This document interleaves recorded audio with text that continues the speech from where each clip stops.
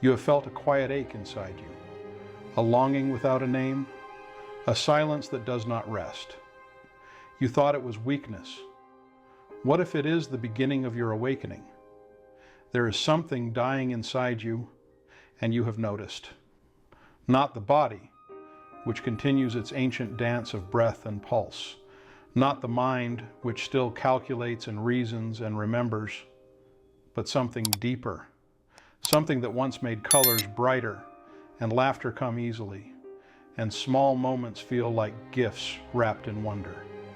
That something is growing thin, like a candle burning down to its final moments of light. You wake each morning, and the sun still rises, but it does not rise within you. You go through the motions that once brought warmth, and they feel cold in your hands. The music plays, but your soul has gone deaf. The feast is spread before you, but your spirit has lost its appetite. And the most frightening thing of all is not that joy has abandoned you. The most frightening thing is that you cannot remember why it mattered in the first place.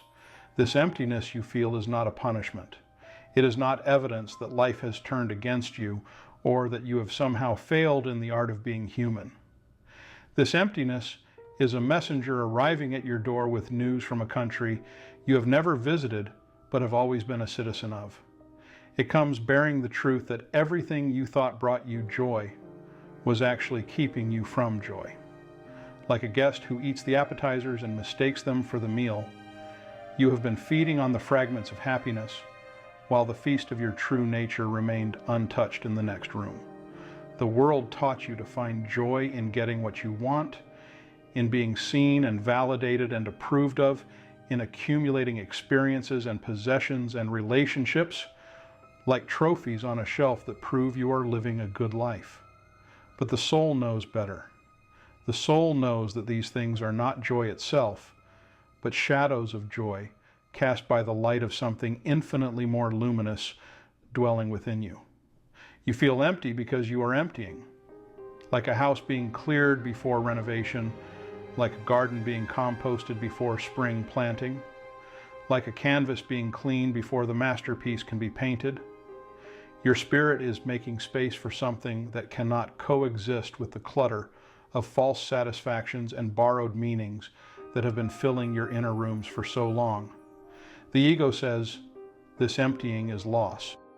The soul knows it is preparation. The mind says, this absence means something is wrong.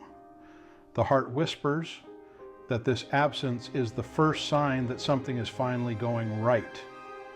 You are not losing yourself. You are losing everything that was never yourself to begin with. You are not becoming empty.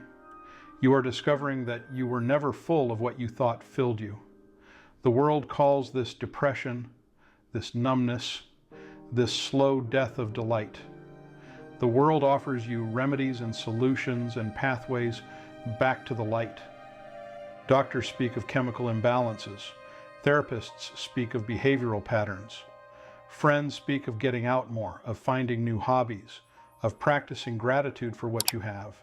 And perhaps these things have their place, perhaps they offer temporary relief, but they do not touch the deeper truth that your soul is trying to communicate through this sacred desolation.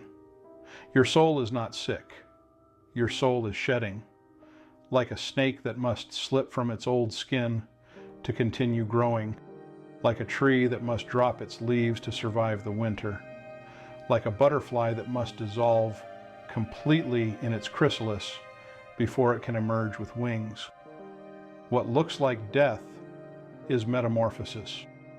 What feels like ending is beginning disguised as loss. You have been living on the surface of your own existence for so long that you have forgotten there are depths beneath the waves. You have been a tourist in your own life, skimming from one experience to the next, collecting moments like postcards to prove you were here. You participated, you enjoyed yourself enough to pass for someone who knows how to be alive. But the surface grows thin when the depths are calling. The shallow waters become turbulent when the ocean floor shifts beneath them. Your spirit has grown tired of pretending that the surface is enough. tired of acting as if the shallow end of the pool of existence could satisfy a soul designed for diving deep. This joylessness you feel is not the absence of joy. It is the presence of a joy so vast and deep that it makes all smaller joys seem insignificant by comparison.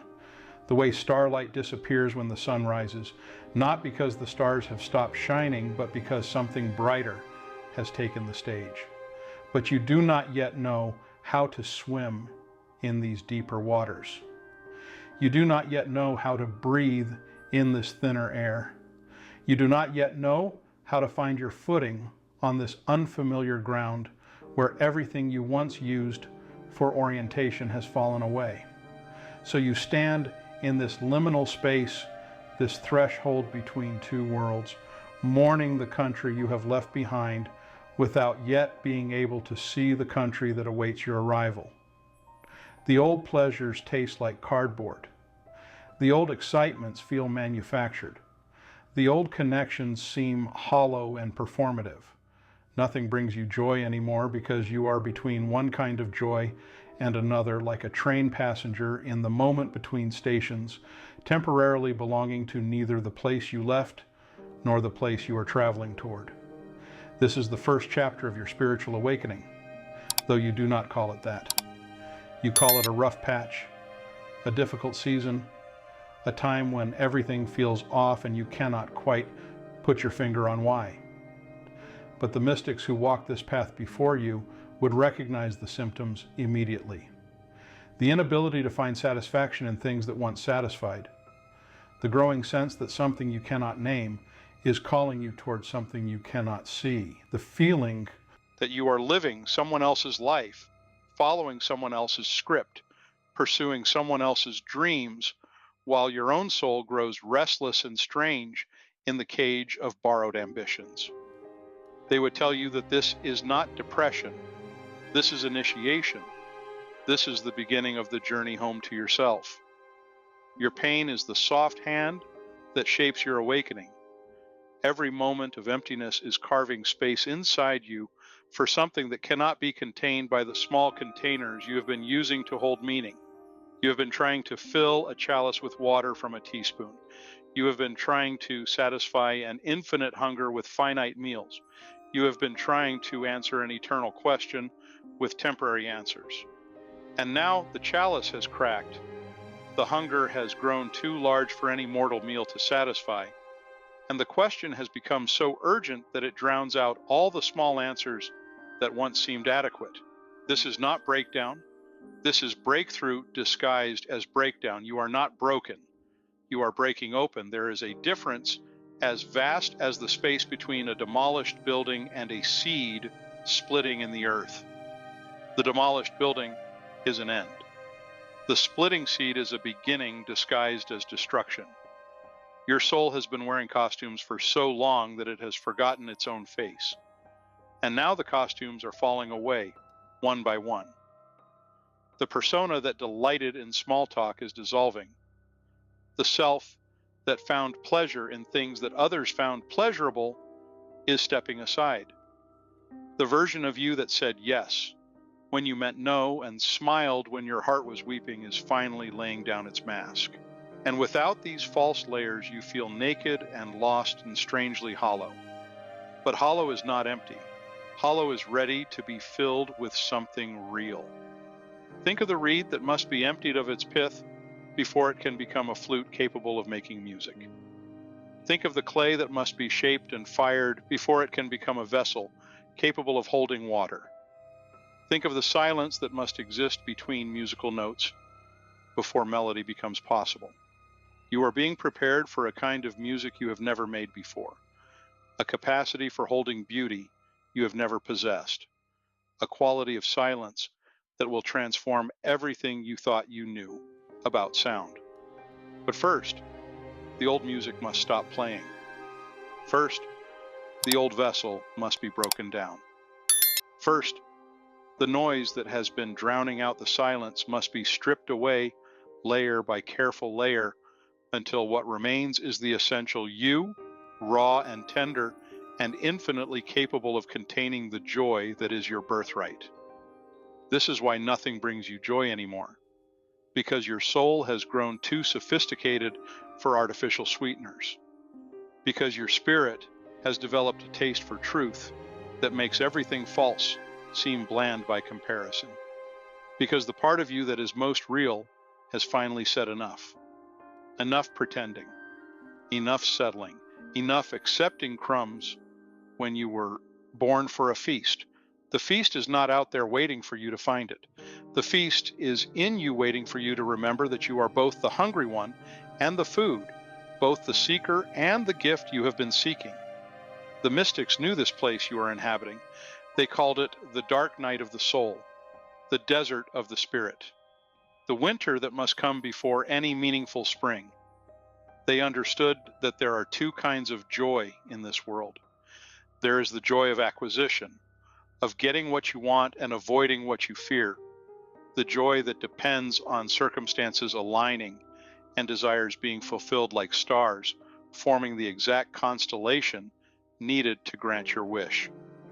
And then there is the joy of recognition, of remembering what you are and have always been beneath the wanting and the fearing, the joy that depends on nothing external and therefore can never be taken away, the way the ocean does not depend on the waves for its existence, but creates them from its own infinite depths.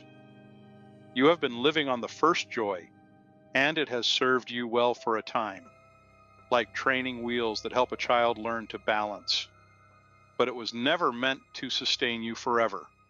It was meant to be a bridge, and now you are ready to cross over. You are not losing your capacity for happiness. You are discovering that what you called happiness was often just distraction dressed up in bright colors, entertainment designed to keep you from noticing the deeper currents of your own being. The parties that made you feel connected, were you truly connecting, or were you performing connection, following the script of social interaction while your soul stood in the corner feeling like a stranger at its own gathering?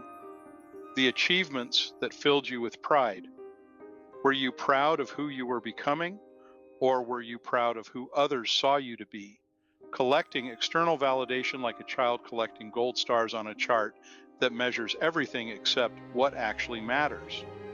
The purchases that sparked excitement, were they feeding your soul, or were they feeding your fear of being without, your terror of existing in a space not filled with objects that testify to your worth, your success, your right to take up space in this world? Layer by layer, the illusions are falling away, and what remains feels stark and unfamiliar. But this starkness is not punishment. It is clarity. This unfamiliarity is not exile. It is homecoming to a self you have not met in a very long time. Perhaps a self you have never met because you have never been brave enough, or broken enough, or desperate enough to travel this far into the wilderness of your own being.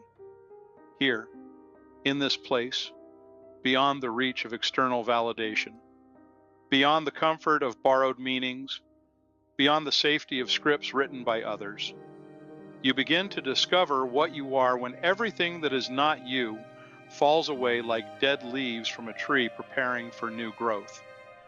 Your soul knows something your mind has forgotten. It knows that you cannot build a life of meaning on foundations of meaninglessness. It knows that you cannot create authentic joy from inauthentic materials the way you cannot build a house that will stand from wood that is already rotted, the way you cannot cook a nourishing meal from ingredients that have already spoiled. So it has begun the great work of dismantling everything that was never really yours to begin with. The opinions you carried to please others, even when they contradicted the whispered truth of your own knowing. The dreams you pursued because they looked impressive on paper, even when they felt empty in your hands. The relationships you maintained out of habit rather than love, out of fear rather than choice, out of the terror of being alone with yourself, rather than the genuine desire to share yourself with another.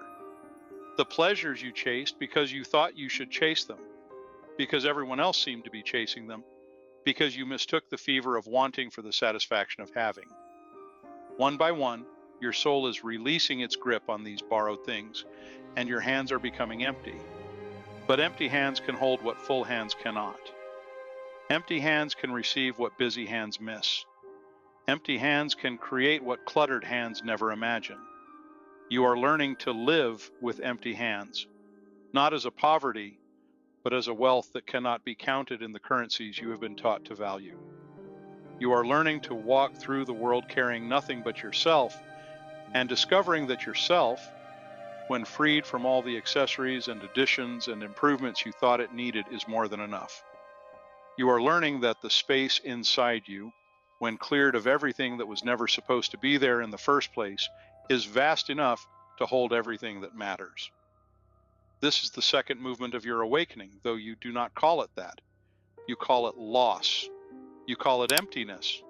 You call it the slow death of everything that once made life worth living. But the soul knows better. The soul knows that this is not death but birth, and not ending but beginning, not loss but the discovery of what was always there beneath the accumulations and distractions and false identifications that have been covering it, like dust covers furniture in a house that has been abandoned for too long. You are not losing yourself, you are finding yourself.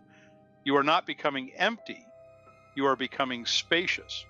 You are not dying, you are being born into a life that finally has room for the fullness of who you are. You are not depressed, you are deep. The world has taught you to live on the surface, skimming across the waters of your own existence, like a stone thrown with great force but little intention, touching down for brief moments before bouncing away again toward some distant shore you cannot see. But stones that skim eventually sink, and when they do, they discover that the depths they feared are filled with treasures that the surface never revealed. Schools of fish that move like silver prayers through the underwater gardens of your unconscious. Coral reefs of dream and memory that pulse with ancient wisdom. Caves that echo with the songs of whales who have been singing the same truth for millennia. The truth that the surface is beautiful, but the depths are where life begins and ends and begins again. You have been afraid of your own depths, so you have stayed shallow. You have been afraid of what you might find in the deep waters of your own being, so you have kept yourself busy with surface activities, surface relationships, surface pleasures that require no diving, no exploration of the vast inner continent that lies beneath the thin ice of your everyday consciousness. But shallow waters grow stagnant when they are not fed by springs from below. Surface lives become brittle when they are not nourished by the underground rivers that connect all things. You have stayed shallow so long that you have forgotten how to breathe underwater, forgotten that you were designed for depths, created for exploration of the infinite inner space that mirrors the infinite outer space in which your body moves like a small planet orbiting a sun you cannot see but can always feel. The joy you are missing is not the joy you think it is. You think you miss the laughter, but what you really miss is the innocence that made laughter possible, the openness that allowed delight to enter without being interrogated at the door, without being examined for authenticity or sustainability or moral correctness. You think you miss the excitement, but what you really miss is the capacity for wonder, the ability to be surprised by beauty, the willingness to be enchanted by moments that offer nothing but themselves. You think you miss the passion, but what you really miss is the vulnerability that gave passion its power, the courage to care deeply about things that might be taken away, the willingness to love what you cannot control or keep or fully understand. These qualities did not disappear. They went underground. They retreated into the secret chambers of your heart to wait for you to create a world where they would be safe to emerge again. A world not ruled by the harsh judgments and impossible standards and constant surveillance that made authenticity feel dangerous and spontaneity feel reckless and innocence feel naive. And that world is not outside you waiting to be discovered, That world is you, cleansed of everything that made authenticity feel dangerous, stripped of everything that convinced you that who you naturally are is somehow not enough, freed from everything that taught you to be ashamed of the very qualities that make you most alive. You do not miss joy. You miss the permission to feel joy. You do not miss happiness. You miss the freedom to be happy about things that do not make logical sense, things that do not advance your career or improve your status or solve your problems or make you more attractive to others. You miss the wild happiness of children who laugh at shadows on the wall, who find magic in cardboard boxes, who dance when no music is playing because the music is always playing somewhere inside them, and they have not yet learned to turn down the volume to match the silence of a world that has forgotten how to listen. There is a reason why the most profound spiritual traditions speak of dying before you die. They understood that the self you think you are must be composted before the self you truly are can grow. The way last year's leaves must decay into soil before this year's flowers can bloom. The way the old moon must disappear completely before the new moon can be born. They knew that the ego's joy is small and temporary and dependent on things staying the same, on circumstances remaining favorable, on other people continuing to play their parts in the story you have written about how your life should unfold. But the soul's joy is vast and eternal and feeds on change. Like fire feeds on wind, like rivers feed on rain, like trees feed on the very storms that threaten to uproot them. You have been mourning the death of your ego's happiness, not understanding that this death is what makes your soul's happiness possible. The caterpillar does not become a butterfly by adding wings to its existing form, by improving or upgrading or enhancing what it already is. It becomes a butterfly by dissolving completely, by becoming a soup of possibility in which something entirely new can take shape, by surrendering so completely to the unknown that it ceases to exist as what it was and becomes capable of being what it never imagined it could be. You are not becoming a better version of who you were. You are becoming who you have always been underneath who you thought you had to be to survive in a world that rewards conformity over authenticity, performance over presence, having over being, and then you understand that what you feared was never your enemy. It was the doorway asking to be opened. This emptiness you have been running from is not a void to be filled, but a space to be inhabited. Not a problem to be solved, but a mystery to be entered. Not a sign that something is wrong, but a sign that something is finally right enough for the truth to emerge from hiding. This silence you have been trying to escape is not an absence, but a presence so complete that it has no need to announce itself. So full that it appears empty to eyes, trained to see only what is moving, only what is speaking, only what is demanding attention through the endless noise of a world that has forgotten the value of stillness.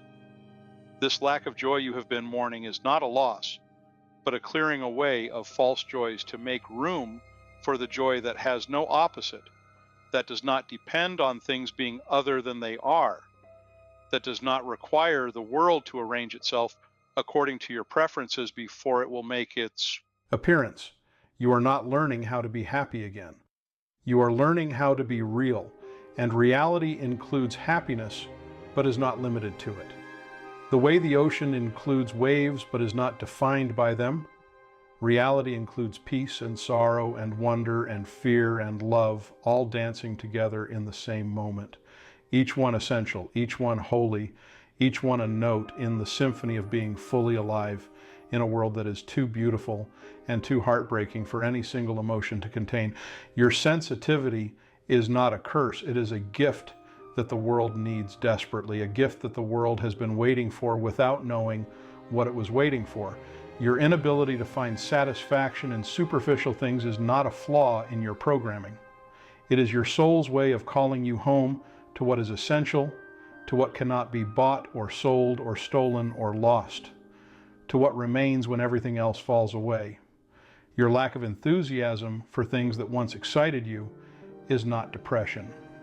It is discernment. It is the development of a spiritual palate so refined that it can taste the difference between what nourishes and what merely fills, between what heals and what merely distracts, between what transforms and what merely rearranges the furniture of an essentially unchanged life. You have been trained to see these qualities as problems to be solved, symptoms to be medicated, obstacles to be overcome on your journey toward becoming a more functional member of a society that measures success by your ability to want what everyone else wants and to be satisfied with what everyone else finds satisfying.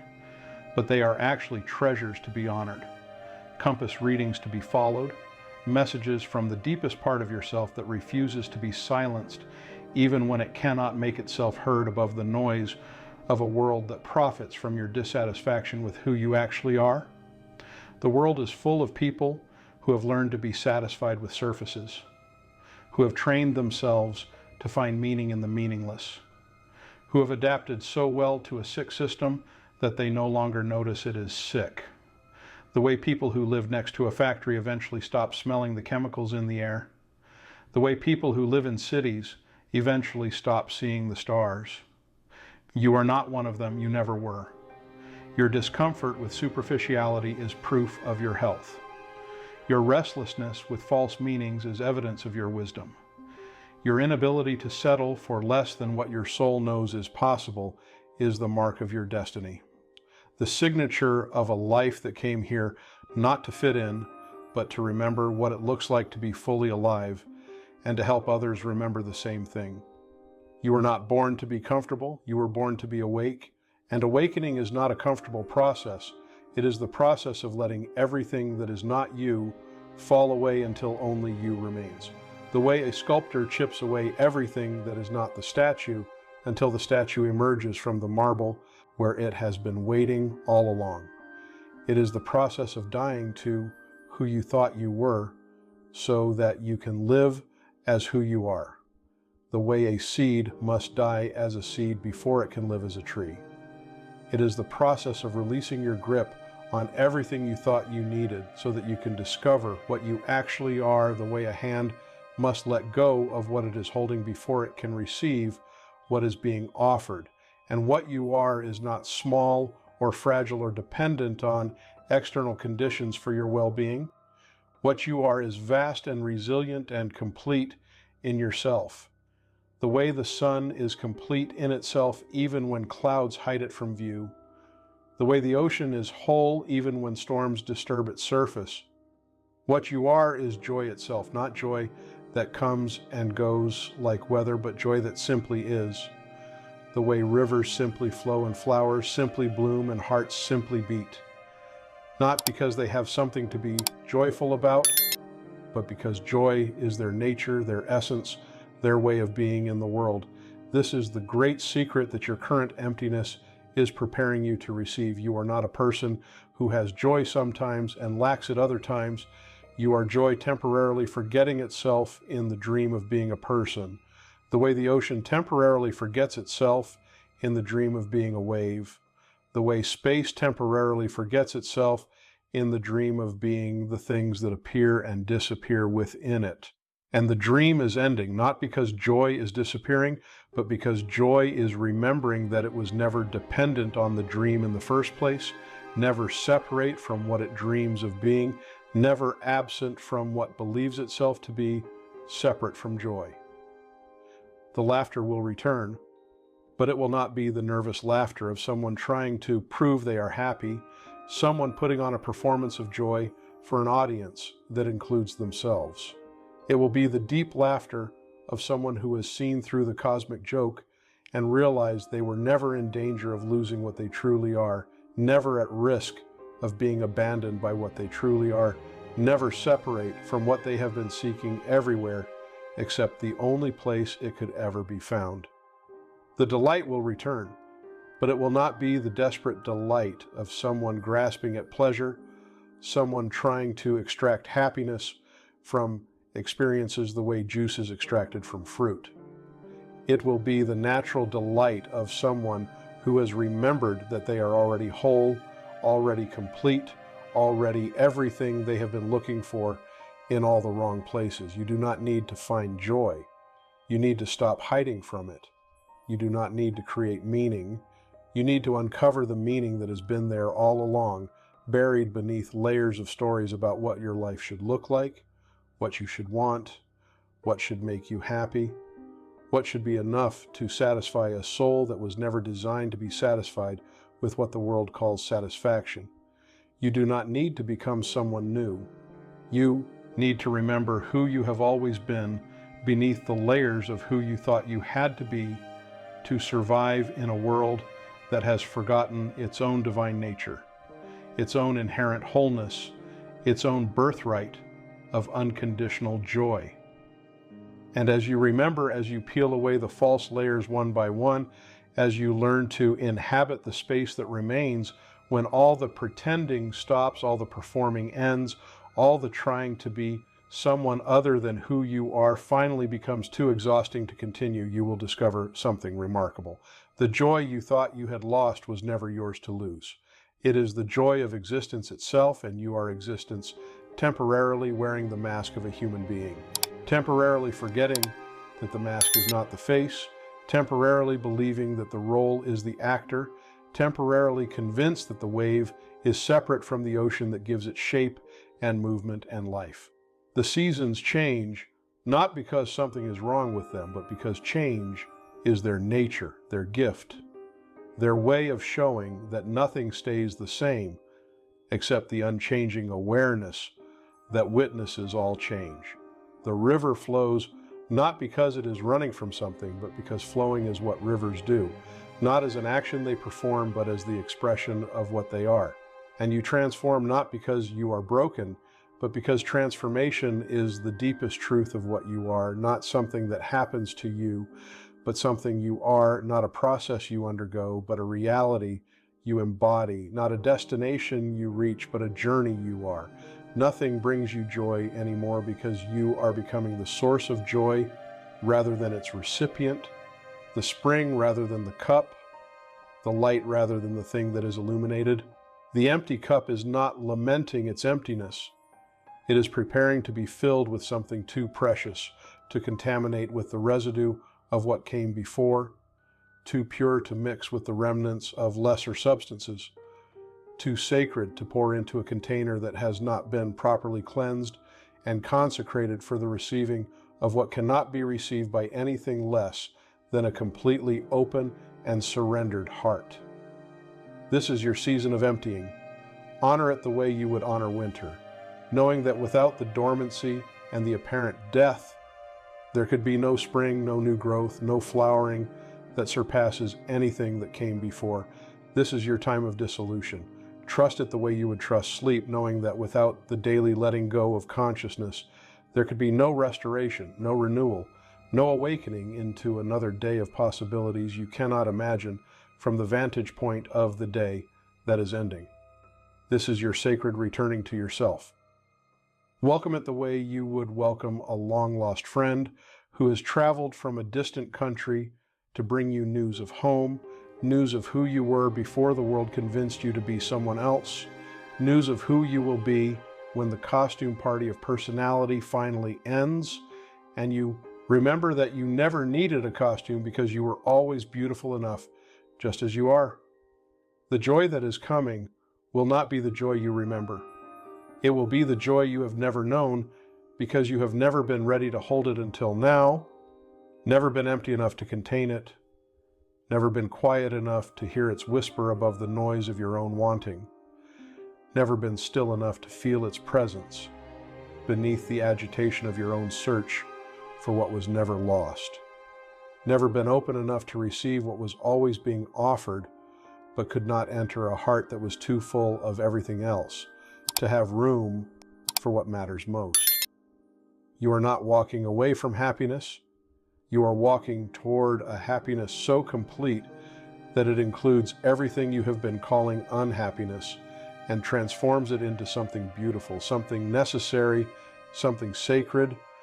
The way compost transforms what appears to be decay into the rich soil from which new life springs, the way winter transforms what appears to be death into the rest that makes rebirth possible, the way night transforms what appears to be an ending into the darkness that allows stars to be seen and dreams to be dreamed and the soul to do its secret work of healing and integration and preparation for the dawn that is always coming, always arriving, always breaking open the world with its promise that this moment of apparent ending is actually the first moment of whatever comes next.